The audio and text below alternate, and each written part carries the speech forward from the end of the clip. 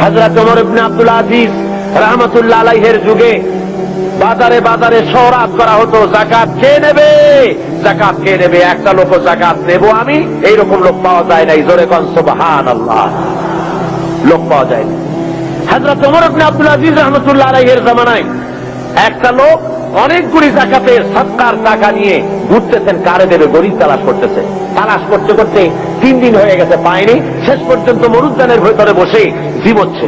এমন সময় দেখে যে আর একটা লোক সেখানে আসছে, গায়ের জামা কাপড় ময়লা, বিরাট একটা গাচ্ছি।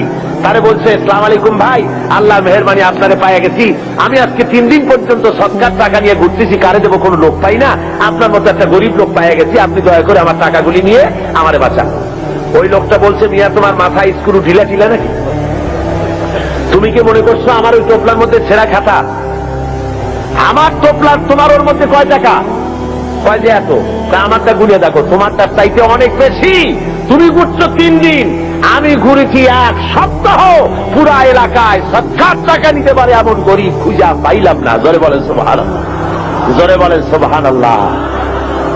এটা কিসের বরকতে হয়েছে? ইসলামের বরকতে। জোরে বলেন কিসের বরকতে? ইসলামের বরকতে।